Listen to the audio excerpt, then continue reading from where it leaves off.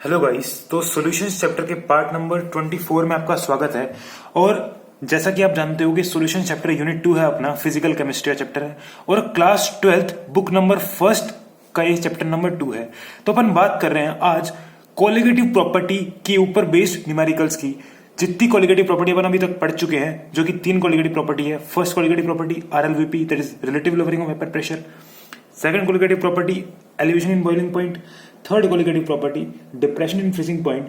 आज अपन उनके ऊपर बेस्ड न्यूमेरिकल्स सॉल्व करेंगे और देखेंगे कितना इजी है न्यूमेरिकल्स सॉल्व करना और न्यूमेरिकल को डील करना कोलिगेटिव प्रॉपर्टी के ऊपर बेस्ड। तो अपन बात करते हैं फर्स्ट न्यूमेरिकल की। तो फर्स्ट न्यूमेरिकल आपकी स्क्रीन पे ये रहा। तो न्यूमेरिकल है अपना, अ 5% by weight solution of cane sugar in water has freezing point of 271.15 Kelvin. Calculate the freezing point of 5% by weight solution of glucose in water if freezing point of pure water is 273.15 Kelvin. तो question को पढ़ते ही सबसे पहले ये देखना है कि इसके अंदर गिवन टर्म कौन कौन सी है। तो गिवन टर्म अपने पास फर्स्ट गिवन टर्म है 5% बाय वेट।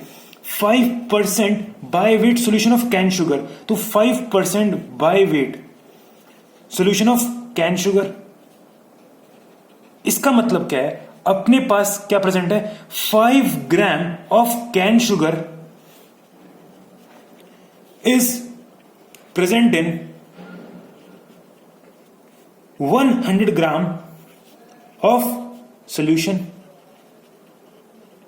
क्योंकि मुझे पता है 5% बाय वेट का मतलब क्या है कि 5% W/W अपने को दे रखा है। मतलब है 5 ग्राम ऑफ सोल्यूट जो कि है कैन शुगर प्रेजेंट है किसके अंदर? 100 ग्राम ऑफ सोल्यूशन। तो अपन ने लिख दिया इजीली। अपन बात करते हैं आगे। अपने को क्या पता है कि यहां पे 5% by weight solution of cane sugar in water has freezing point of 271.15 kelvin. मतलब अपने को यहां पे फ्रीजिंग पॉइंट ऑफ सोल्यूशन दे रखा है कितना? 271.15 केल्विन। मतलब TF दे रखा है अपने को कितना? 271.15 kelvin.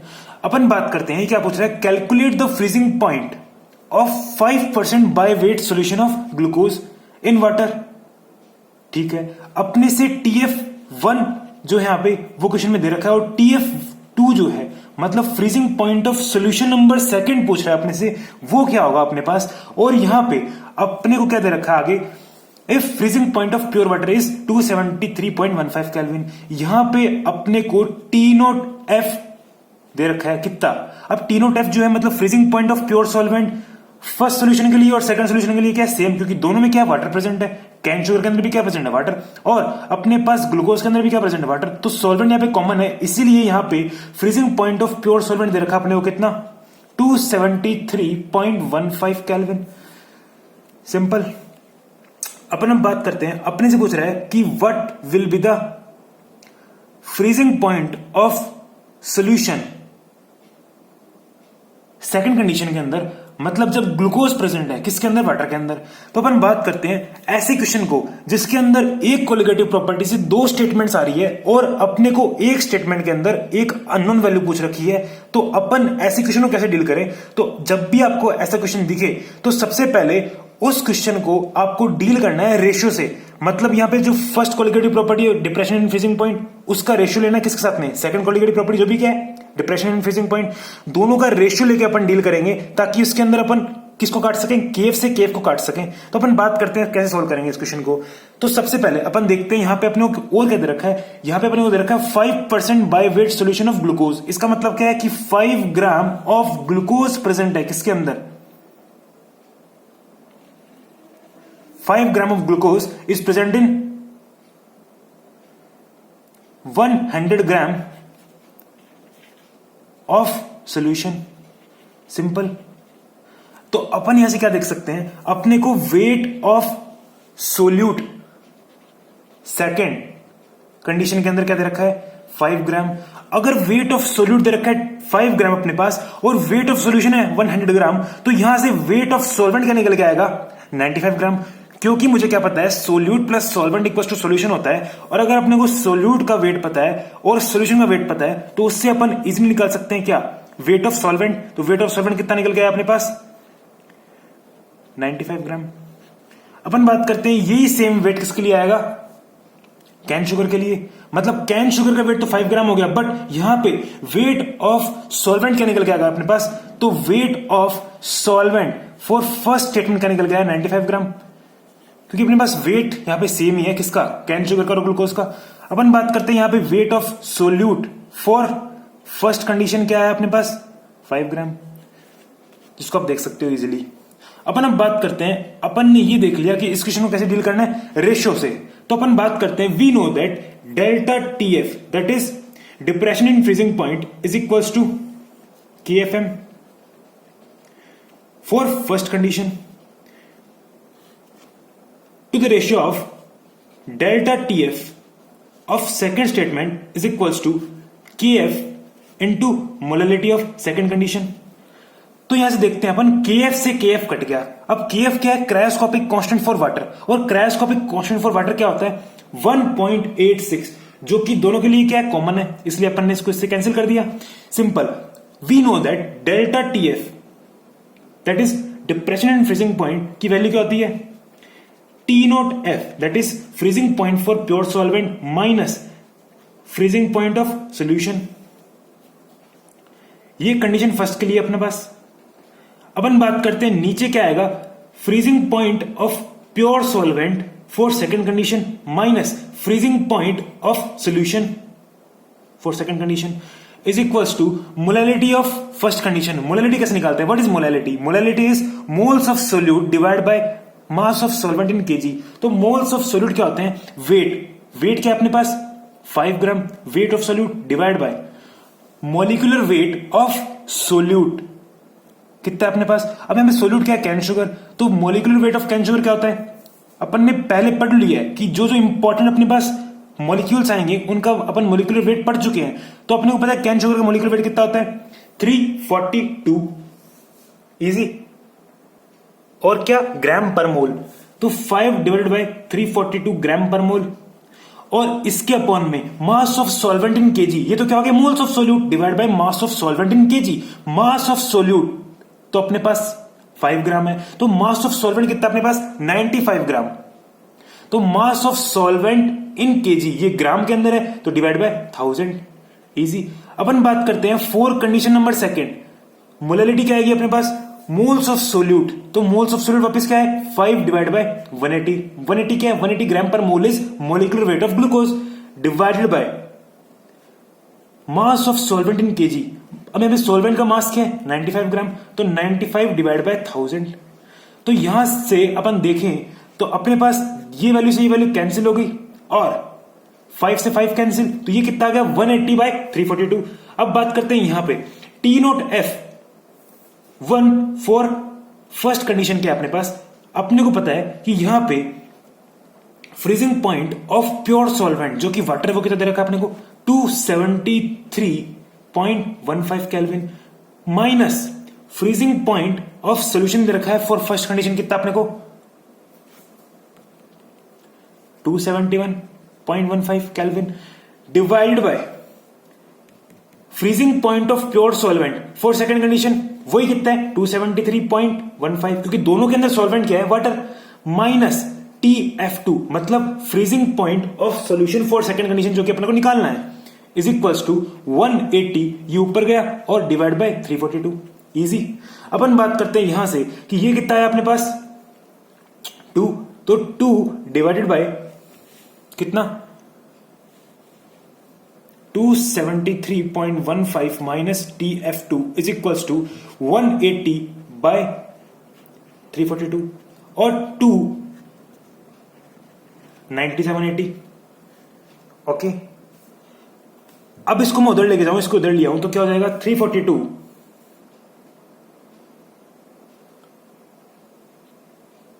Divide by 90 is equals to 273.15 minus TF2, okay.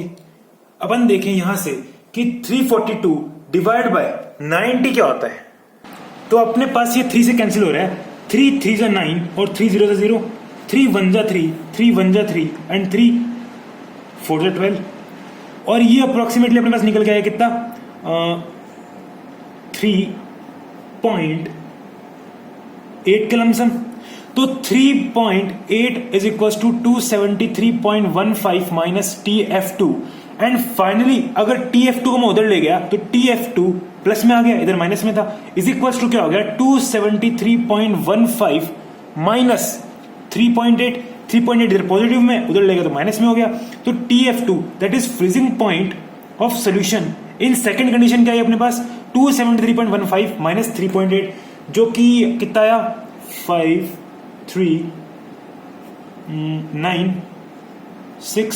269.35 kelvin क्या है अपने पास freezing point of solution in second condition. तो ये क्वेश्चन एक क्वालिटेटिव प्रॉपर्टी से फ्रेम हुआ है और इसके अंदर अपने को दो स्टेटमेंट्स दे रखी थी और अपन बात करते हैं एक स्टेटमेंट के अंदर अपने पास सारी वैल्यू नोन थी और दूसरी स्टेटमेंट के अंदर अपने पास उसने पूछ लिया फ्रीजिंग पॉइंट ऑफ सोल्यूशन। तो अपन ऐसे क्वेश्चन को डील करेंगे किससे रेशियो से, जिससे क्वेश्चन आपके लिए बहुत इजी हो जाएगा। और ये एक बहुत अच्छा क्वेश्चन था किसके ऊपर बेस्ड क्वालिटेटिव प्रॉपर्टी के ऊपर बेस्ड। तो अपन बात करते हैं इस क्वेश्चन की। तो ये क्वेश्चन एक आप बोल सकते हो 5 स्टार क्वेश्चन है। अपन बात करते हैं नेक्स्ट क्वेश्चन जो कि आपकी स्क्रीन पे ये रहा। तो क्वेश्चन अपना elevation in boiling point was 0.52 degree Celsius when 6 gram of a compound X was dissolved in 100 gram of water. Molecular weight of X is if Kf is 0.52 Kelvin kg per mole. तो अपन बात करते हैं यहां पे sorry Kb है ये if Kb is 0.52 Kelvin kg per mole. Kb is what ebullioscopic constant and Kf is what cryoscopic constant. तो यहाँ बॉइलिंग पॉइंट की बात करें यहाँ पे क्या होगा Kb होगा मतलब इब्यूलियोस्कोपिक कांस्टेंट होगा। तो अपन बात करते हैं सबसे पहले अपने को गिवन टर्म्स कौन कौन सी है। तो यहाँ पे गिवन टर्म्स है अपने पास elevation in boiling point was 0.52 degree Celsius मतलब अपने को क्या दे रखा है यहाँ पे delta TB elevation in boiling point दे रखा है अपने को कितना 0.52 डिग्री सेल्सियस। अब इसको आपको कन्वर्ट नहीं करना है किसके अंदर केल्विन के अंदर, क्योंकि मुझे पता है डेल्टा TB क्या होता है डिफरेंस होता है किसका boiling point of solution minus boiling point of solvent का। तो वो डिफरेंस केल्विन के अंदर भी इतना ही आएगा और डिफरेंस डिग्री सेल्सियस के अंदर भी इतना ही आएगा, इसीलिए अपने को इसको कन्वर्ट नहीं करना केल्विन के अंदर। तो अपन बात करते हैं यहाँ पे डेल्टा TB दे रखा अपने को 0.52 degree Celsius when 6 gram of a compound X का अपने को ये क्या दे रखा है गिवन वेट दे रखा है कितना 6 ग्राम। और अपन बात करते हैं यहां पे इसको डिसॉल्व किया अपन ने 100 ग्राम ऑफ वाटर के अंदर। तो अपने पास वेट ऑफ सॉल्वेंट कितना है 100 ग्राम और मुझे पता है कि molecular weight of solvent that is water कितना होता है 18 ग्राम पर मोल। अपने से क्या पूछ रहे हैं मॉलिक्यूलर वेट ऑफ X पूछ रहे हैं मतलब यहां पे मॉलिक्यूलर वेट ऑफ सोल्यूट इसको पूछना है अपने से वो क्या होगा। तो अपन बात करते हैं इस क्वेश्चन की। We know that delta TB that is elevation in boiling point is equal to what Kb into molality. Delta TB की वैल्यू दे रखी अपने को 0.52। फिर से बोल रहा हूं इसको केल्विन के अंदर कन्वर्ट नहीं करना क्योंकि ये क्या डिफरेंस है किसका boiling point of solution minus boiling point of solvent का, इसीलिए इसको अपन कन्वर्ट नहीं कर रहे केल्विन के अंदर क्योंकि डिफरेंस केल्विन के अंदर भी इतना ही आएगा और डिफरेंस डिग्री सेल्सियस के अंदर भी इतना ही आएगा। Is equals to Kb that is ebullioscopic constant for water कितना है दे रखा है अपने क्वेश्चन के अंदर 0.52 जो कि आपको याद भी होना चाहिए into molality. What is molality moles of solute. तो मोल्स ऑफ सोल्यूट के लिए अपने को क्या पता है mass of solute divide by molecular wait जिसकी वैल्यू निकालनी है अपने को। तो अपन ने इसको मान लिया एक बार X ही मान लिया ठीक है। X क्या माने इसको अपन ने इसको क्या मान लिया एक बार X मान लिया कोई दिक्कत नहीं है।